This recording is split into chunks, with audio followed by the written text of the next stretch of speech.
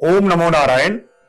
देखिए, जब जैसा कि सेना नाम से ही लगता है कि सेना सुरक्षा का पर्याय है।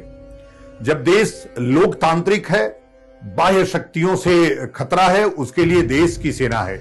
लेकिन यह देश भारत चूंकि बहुसंख्यक है, बहुधर्मवादी है, बहु लोकतांत्रिक है, बहुत तरह के लोग इस देश में रहते हैं, तो कुछ अराजक तत्व जो इस देश के अंदर रहते हैं, उनसे सुरक्षा के लिए, शत्रुबोध कराने के लिए कि शत्रु कौन है, शत्रुओं को पहचानने के लिए हमने काली सेना की रचना की और शत्रु पहचान करके शत्रुओं का विनाश कैसे होगा, इसके लिए काली सेना का निर्माण किया, उसके लिए प्रशिक्षित किया और आज उसका स्वरूप केरला, वेस्ट बंगाल और उत्तराखंड में देखने को मिल रहा है। मैं दो बातें कहता हूं। मैंने कभी भी किसी भी मनुष्य को, किसी भी व्यक्ति को जो इस सृष्टि में पैदा होता है, वह पैदा प्राकृतिक रूप से होता है और हम जानते हैं कि जो प्राकृतिक धर्म है वह सनातन धर्म है।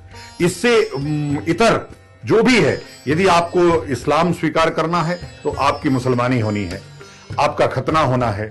यदि आपका बौद्ध धर्म स्वीकार करना है तो आपको बुद्धिस्ट होना है। आप ईसाई धर्म स्वीकार करते हैं तो आपको बैप्टाइज होना है। लेकिन सनातन जो सत्य है, जो परंपरा है, जो प्राकृतिक है, उससे आप इतर होते हैं। तो रोकना हमारा काम है, समझाना हमारा काम है। जैसा कि आपने कहा कि आरक्षण की बात, किसी का क्या दुर्भाग्य है कि कोई व्यक्ति ब्राह्मण के घर में, क्षत्रिय के घर में, वैश्य के घर में जन्म ले लेता है और किसी का क्या गौरव है कि वो शूद्र के घर में जन्म ले लेता है या चमार महार के घर में जन्म ले लेता है। उससे उसका गौरव कैसे बढ़ सकता है? तो जन्म लेना ये ईश्वर के हाथ में है और आरक्षण देना ईश्वर की सत्ता को चैलेंज करने जैसा है।